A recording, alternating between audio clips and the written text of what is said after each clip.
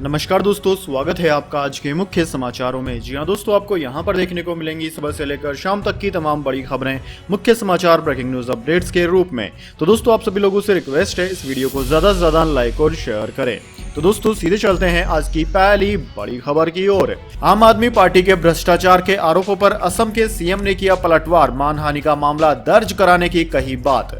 जी हां दोस्तों, आम आदमी पार्टी ने असम के सीएम हेमंत बिस्वा शर्मा पर कोरोना काल में हुए भ्रष्टाचार का बड़ा आरोप लगाया है। आपने शर्मा पर पीपीई किट सौदे में करप्शन का आरोप लगाया है। दिल्ली के उप मुख्यमंत्री मनीष सिसोदिया ने शनिवार को कहा कि असम के सीएम हेमंत बिस्वा शर्मा ने अपनी पत्नी की कंपनी और बेटे के पार्टनर की कंपनियों को पीपीई किट के सरकारी खरीद के ठेके दिए। उन्होंने आरोप लगाया कि एक रिपोर्ट में दस्तावेज सामने आए हैं कि असम के सीएम हेमंत बिस्वा शर्मा जब 2020 में वहां के स्वास्थ्य मंत्री थे तब कोरोना की आड़ में भ्रष्टाचार किया। वहीं असम के मुख्यमंत्री हेमंत बिस्वा शर्मा ने सभी आरोपों से इनकार कर दिया है। शर्मा ने ट्वीट करते हुए कहा कि जब पूरा देश कोरोना से जूझ रहा था तब असम के पास पीपीई किट की भारी कमी थी। उस वक्त मेरी पत्नी ने सरकार की मदद की थी और 1500 पीपीई किट दान भी की थी। मेरी पत्नी ने इसके लिए एक भी रुपया नहीं कमाया था। हेमंत बिस्वा शर्मा ने सिसोदिया पर गुवाहाटी में मानहानि का मामला दर्ज कराने की भी बात कही है। इसके बाद दोस्तों, अगली बड़ी खबर। सड़ा गेहूं मामले में बड़ा खुलासा, जाना था नीदरलैंड, पहुंच गया तुर्की, अब खरीद रहा है मिस्र। जी हां दोस्तों, तुर्की से इस सप्ताह लौटाए गए भारतीय गेहूं को मिस्र के एक व्यापारी ने खरीद लिया है। तुर्की ने 56,877 टन भारतीय गेहूं को यह कहकर लौटा दिया था कि इसमें रूबेला वायरस पाया गया, मगर इस खेप को मिस्र के एक व्यापारी ने खरीदा है और जहाज अब गेहूं को लेकर इस अफ्रीकी देश की ओर रवाना हो गया है। दोस्तों, अब तुर्की से गेहूं लौटाए जाने के मामले पर भारत सरकार ने बड़ा खुलासा किया। भारतीय गेहूं में रूबेला वायरस पाए जाने को बताकर तुर्की ने खेप को लेने से इनकार कर दिया था। हालांकि तुर्की को भेजी गई गेहूं की खेप सीधे भारत से निर्यात नहीं की गई थी। इसे भारतीय कंपनी आईटीसी लिमिटेड ने नीदरलैंड स्थित एक कंपनी को बेच दिया था। उसके बाद ये तुर्की पहुंचा था। वाणिज्य और उद्योग मंत्री पीयूष गोयल ने इस मामले में खुलासा करते हुए कहा कि गेहूं की खेप को हॉलैंड जाना था, लेकिन हमें इस बात की जानकारी नहीं है कि इसे किसने और कब तुर्की के लिए मोड़ दिया। इसके बाद दोस्तों, अगली बड़ी खबर। केंद्रीय गृह मंत्री अमित शाह से मिले सिंगर के माता पिता, फूट फूट कर रोने लगे, कहा सेंट्रल एजेंसी जांच करे।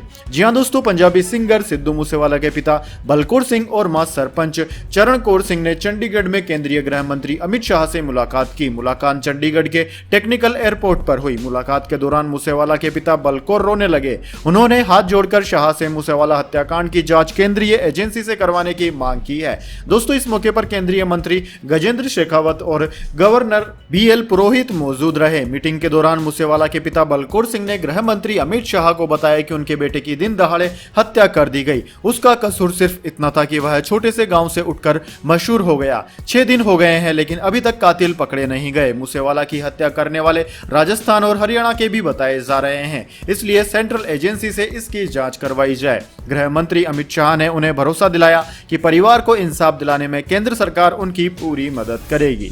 इसके बाद दोस्तों, अगली बड़ी खबर। कानपुर हिंसा का दूसरा दिन, पुलिस का दावा पश्चिम बंगाल से मिला दंगे का कनेक्शन, इसके पीछे चरमपंथ संगठन पीएफआई का है हाथ। जी हां दोस्तों, कानपुर के बैकनगंज इलाके में शुक्रवार को जुमे की नमाज के बाद हुई हिंसा के तार पश्चिम बंगाल और मणिपुर से जुड़ रहे हैं। दंगे में चरमपंथी संगठन popular front of India PFI का नाम सामने आया है। दोस्तों, कानपुर के पुलिस कमिश्नर विजय सिंह मीणा ने बताया कि पीएफआई ने 3 जून को पश्चिम बंगाल और मणिपुर में बाजार बंद का आह्वान किया था। इस दिन कानपुर में जुमे की नमाज के बाद बाजार बंद कराने पर हिंसा भड़की। पुलिस के मुताबिक पीएफआई की फंडिंग से कानपुर का माहौल बिगाड़ने का प्रयास हुआ, इसलिए मुख्य आरोपियों के बैंक खातों के ट्रांजैक्शन की जांच हो रही है। जिन 6 मोबाइल को जब्त किया गया है उनका कॉल डिटेल खंगाला जा रहा है। आरोपियों से मिले कुछ अहम दस्तावेजों को फोरेंसिक जांच के लिए भेजा गया है।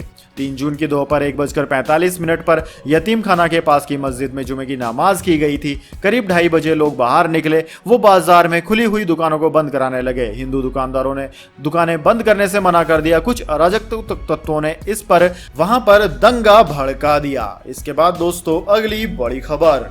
कार्बेवॉक्स को बूस्टर डोज के रूप में डीसीजीआई की मंजूरी, बायोलॉजिकल ई ने किया ऐलान। जी हां दोस्तों, बायोलॉजिकल ई की कोरोना वैक्सीन को 18 साल और उससे अधिक उम्र के लोगों के लिए बूस्टर डोज के लिए मंजूरी मिल गई है। डीसीजीआई ने अप्रैल के अंत में 5 से 12 साल तक के बच्चों के लिए कार्बोवैक्स को इमरजेंसी यूज के लिए मंजूरी दी थी। उस वक्त तक यह वैक्सीन 12 से 14 आयु वर्ग के लोगों को दी जा रही थी। दोस्तों, बायोलॉजिकल ई ने मई में निजी टीकाकरण केंद्रों के लिए कार्बोवैक्स की कीमत 840 प्रति खुराक से घटाकर 250 रुपए प्रति खुराक कर दी थी। कंपनी ने कहा कि कार्बोवैक्स भारत में ऐसा पहला टीका है जिसे हेटेरोलोगस कोविड बूस्टर के रूप में मंजूरी दी गई है। बायोलॉजिकल ई की कार्बोवैक्स बूस्टर डोज को कोवैक्सीन या कोविशील्ड की 2 डोज से के 6 महीने के भीतर दिया जा सकता है।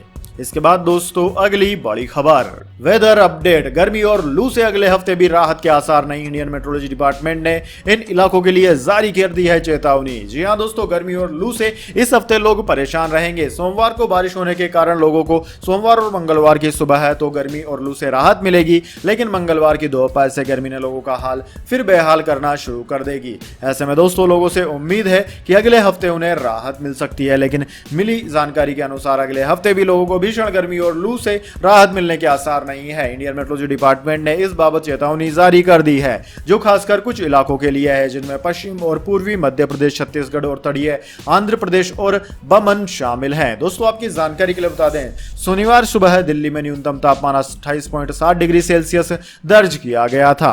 स्काईमेट वेदर की बात की जाए तो स्काईमेट वेदर के उपाध्यक्ष महेश पलावत ने कहा कि राजस्थान, मध्य प्रदेश, दक्षिण उत्तर प्रदेश और दिल्ली एनसीआर के अलग अलग हिस्सों में एक बार फिर लू चलने के आसार हैं। मौसम की चेतावनी देने वाली आईएमडी 4 रंगों पर आधारित अलर्ट कोड का इस्तेमाल करता है। इसमें हरा रंग कोई कार्रवाई की आवश्यकता नहीं, पीला रंग नजरें रखें और अपडेट रहे, नारंगी रंग तैयार रहें और लाल रंग कार्रवाई करें शामिल हैं। दोस्तों, अधिकतम तापमान के 40 डिग्री सेल्सियस से अधिक और सामान्य के 4.5 डिग्री ज्यादा होने पर लू की घोषणा कर दी जाती है। इसके बाद दोस्तों अगली बड़ी खबर, फ्रांस में तेजी से फैल रहा है मंकी पॉक्स, 51 लोग हुए संक्रमित, मैक्रो सरकार ने की वैक्सीन लगवाने की appeal.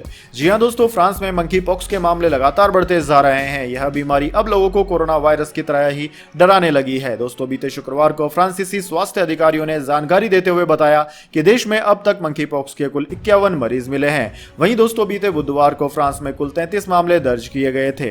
French national public health agency ने कहा कि मंकी पॉक्स से पीड़ित सभी मरीज पुरुष हैं, लेकिन राहत की बात यह है कि अब तक सिर्फ एक मरीज को अस्पताल में भर्ती कराने की जरूरत पड़ी। इस मरीज को भी हॉस्पिटल से छुट्टी दे दी गई है। दोस्तों, एनडीटीवी के मुताबिक फ्रांस में लोगों को मंकी पॉक्स की वैक्सीन लगवाने के लिए प्रोत्साहित किया जा रहा है।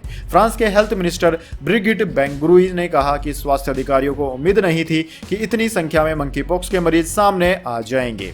इसके बाद दोस्तों अगली बड़ी खबर, फीका रहा सम्राट पृथ्वीराज का पहला दिन, कमल हसन की विक्रम ने की रिकॉर्ड ओपनिंग, मेजर भी चमके। जी हां दोस्तों, एक्टर अक्षय कुमार और मानुषी छिल्लर स्टारर फिल्म सम्राट पृथ्वीराज एक दिन पहले 3 जून यानी कि शुक्रवार को रिलीज हो चुकी है। इस फिल्म को फैंस और क्रिटिक्स से मिक्स्ड रिव्यूज मिल रहे हैं। इसका असर बॉक्स ऑफिस पर भी देखने को मिला है। रिपोर्ट्स के मुताबिक 300 करोड़ के मेगा बजट में बनी यह फिल्म ओपनिंग डे पर इंडिया से करीब 10 से 11 करोड़ रुपए ही कमा पाई। दोस्तों, बताया जा रहा है कि सम्राट पृथ्वीराज अक्षय की पिछली फ्लॉप फिल्म बच्चन पांडे का ओपनिंग डे रिकॉर्ड भी नहीं तोड़ पाई। इस हिसाब से सम्राट पृथ्वीराज अक्षय की एक और फ्लॉप फिल्म साबित हो सकती है। दोस्तों, माना जा रहा था कि सम्राट पृथ्वीराज ओपनिंग डे पर बॉक्स ऑफिस रिकॉर्ड्स ब्रेक करेगी, लेकिन ऐसा कुछ नहीं हो पाया। वहीं ओपनिंग डे पर सम्राट पृथ्वीराज से अच्छा प्रदर्शन तो साउथ के सुपरस्टार कमल हसन की फिल्म विक्रम और आदिविशेष की मेजर ने किया। ये दोनों फिल्में सम्राट पृथ्वीराज के साथ 3 जून को ही सिनेमाघरों में रिलीज हुई थी। विक्रम ने पहले दिन इंडिया से 34 करोड़ रुपए से ज्यादा का बिजनेस किया। इसके साथ ही यह फिल्म कमल हसन के करियर की बेस्ट फिल्म भी बन गई। वहीं मेजर की ओपनिंग डे पर कमाई 10 करोड़ रुपए से ज्यादा की रही। इस हिसाब से साउथ की इन दोनों फिल्मों के आगे अक्षय कुमार की स्टार पावर काम नहीं आई। सम्राट पृथ्वीराज को विक्रम और मेजर से बॉक्स ऑफिस पर जबरदस्त टक्कर मिल रही है। फैंस में इन दोनों फिल्मों को लेकर क्रेज भी देखने को मिल रहा है। इसके बाद दोस्तों अगली बड़ी खबर, रूस यूक्रेन जंग पर जयशंकर की यूरोप को फटकार। विदेश मंत्री ने कहा कि आपकी समस्या दुनिया की प्रॉब्लम नहीं, चीन को जवाब देने में हम हैं सक्षम। जी हां दोस्तों, यूरोप के स्लोवाकिया दौरे पर पहुंचे भारत के विदेश मंत्री एस जयशंकर ने कहा कि आपकी समस्या आपकी है, पूरी दुनिया की नहीं। उन्होंने कहा कि यूक्रेन मुद्दे पर अगर भारत और चीन न्यूट्रल हैं तो इसका मतलब यह नहीं है कि हम एक हैं। उन्होंने यूरोपीय देशों को नसीहत देते हुए कहा कि आप यूरोप यह ना सोचे कि अगर कल हमें चीन के साथ तनातनी नहीं हुई तो किसी का सपोर्ट नहीं मिलेगा। ब्रातिस्लावा में एक सम्मेलन को संबोधित करते हुए जयशंकर ने कहा कि हम सिर्फ एक संघर्ष में इसलिए शामिल हो जाएं क्योंकि हमें एक अन्य संघर्ष में मदद मिलेगी। दुनिया ऐसे नहीं चलती है। उन्होंने आगे कहा कि जब एशिया में कई घटनाक्रम हुए तो उस वक्त यूरोप ने चुप्पी साध ली थी। विदेश मंत्री ने एक सवाल के जवाब में कहा कि जब आप गैस खरीदते हैं और इसके लिए पैसे देते हैं तो इसका क्या अर्थ है? क्या आप रूस को गैर जिम्मेदाराना हरकत के लिए पैसे दे रहे हैं? इस तरह भारत भी तेल खरीदता है और बदले में पैसे देता है। आप इस बिजनेस डील को किसी और नजरिए से ना देखें। इसके बाद दोस्तों अगली बड़ी खबर, जल्द ही लॉन्च होंगे इलेक्ट्रिक ट्रैक्टर और ट्रक, केंद्रीय मंत्री नितिन गडकरी ने किया ऐलान।